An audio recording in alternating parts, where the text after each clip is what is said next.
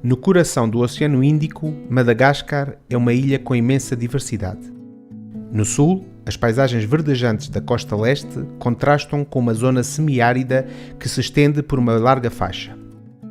Esta zona seca está sujeita a secas frequentes, enquanto quase 500 mil pessoas aí vivem, graças a uma agricultura de subsistência baseada na criação de gado, produção de tubérculos e alguns legumes e cereais cujas colheitas são muito aleatórias.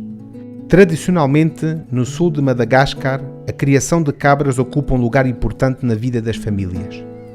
O Estado também tem investido cada vez mais no desenvolvimento do setor caprino com o objetivo de exportar.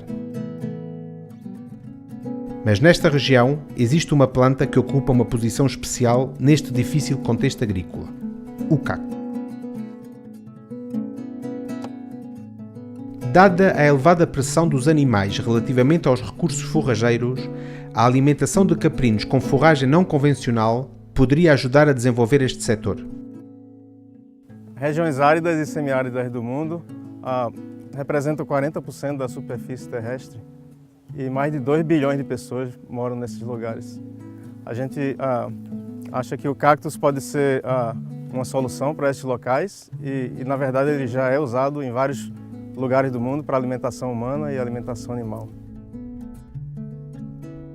Ni raketa zany ro fotopihina ty agnombe ay. Amanosy amanan'ondry. Favy ty fausa. Ty fagnoroa ay raketa ao zany tampahy ay ty boka ampotoey. I avy ampotoey reky le asa le ay mity hatay le angala ay rimbogna. Igny ty agnoroa ay azy. I reky may afaky 10 minitra zany reky vao ome ay agnombe. Fa hany ondaty io ka ty voa mandritsy 3 volagna agnaty ty tao raiky. Mety mahalany sy tampatsy hoa ty ndaty raiky amy raketa o voa io. Misy raketa tsy mety hanemboa. Mikasiky le raketa mena zany tsy fihinam-boa. Mameno teteke i eo.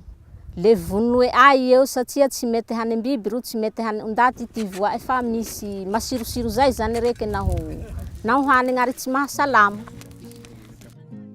De facto, esses cactos vermelhos não são utilizáveis de acordo com os métodos tradicionais, nem pelos seus frutos, nem pelas suas folhas queimadas, porque mesmo quando passadas pela chama, os pequenos espinhos permanecem dentro da planta e causam graves problemas digestivos aos animais. Existem vários projetos que têm como objetivo erradicar esta planta invasora. Mas antes de condenar definitivamente esta espécie, talvez existam algumas pistas a explorar. Cactus é usado na alimentação animal. Em Brasil, mais de 600 mil hectares plantado, na Tunísia, África do Sul e em vários outros lugares.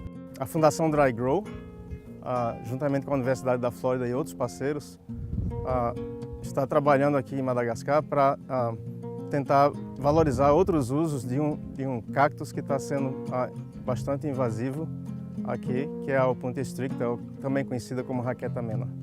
No entanto, o cactus mais utilizado é a Opuntia ficus indica. Aqui em Madagascar, a raqueta mena também poderia ser usada na alimentação animal. Nós estamos investigando essa possibilidade, fazendo análise de valor nutritivo e também ensaios de alimentação animal com cabras, para ver até quanto de raqueta mena podemos alimentar animais. Ça, c'est de la soupe. C'est la soupe du cactus.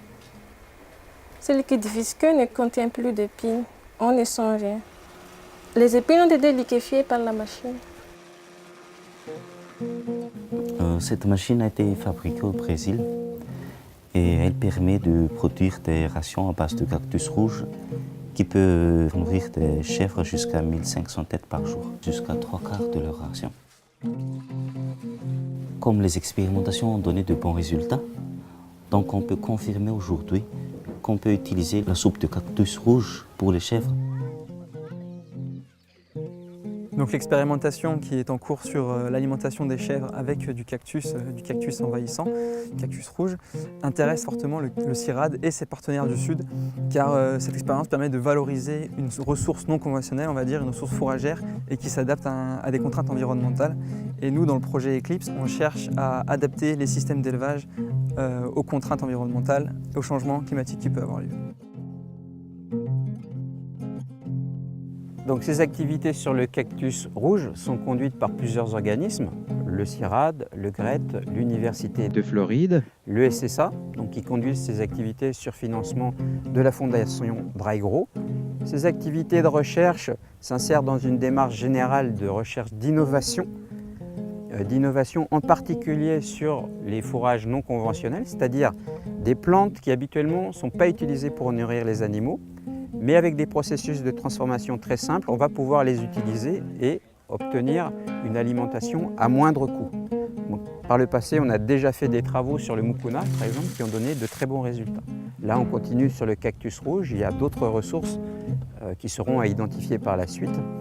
Une fois qu'on a identifié d'un point de vue technique le potentiel, il va falloir voir comment ça va pouvoir s'appliquer, comment ça va pouvoir se décliner.